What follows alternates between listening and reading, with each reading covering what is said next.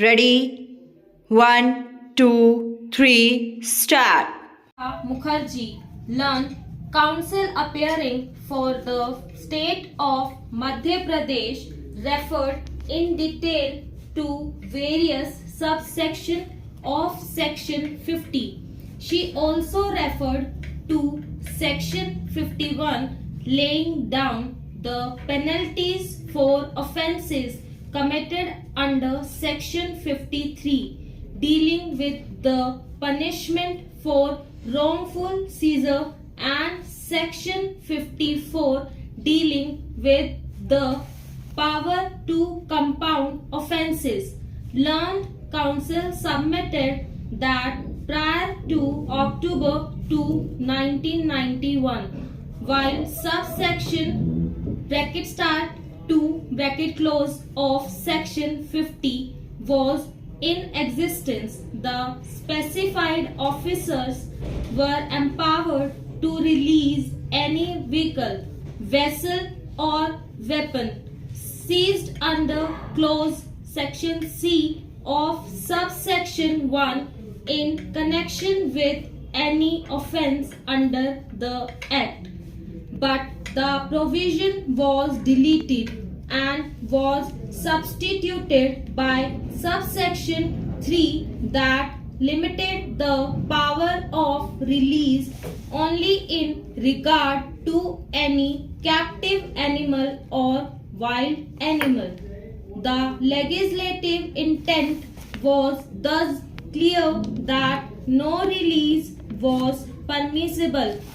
of any article other than a captive animal or wild animal that could be given in the custody of any person on execution of a bond.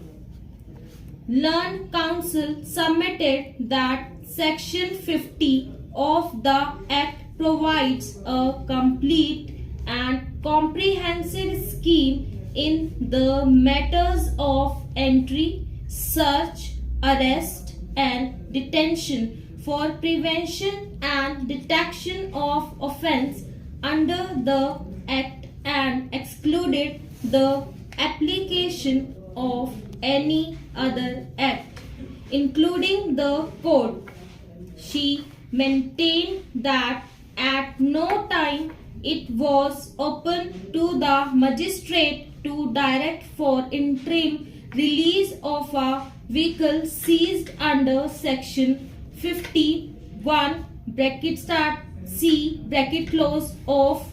the Act. Previously, the officers of certain higher ranks had the power to release the seized vehicle, but after deletion of subsection 2, the power was taken away from the officers and hence a vehicle seized for commission of an offence under the Act could no longer be released on interim basis. In support of submission that section 50 of the Act, she submitted that the punishment for wrongful seizure too was provided under the Act itself and hence the seizure would not attract the provisions of any other law including the Code. We are unable to accept the submissions to contend that the use of a vehicle in the commission of an offence under the Act without anything else would bar its interim release appears to us to be quite unreasonable.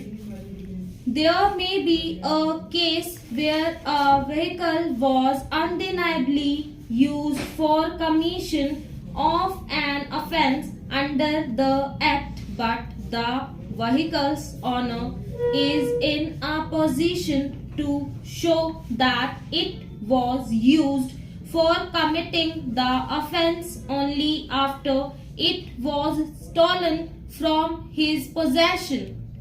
In that situation, we are unable to see why the vehicle should not be released in the owner's favor during the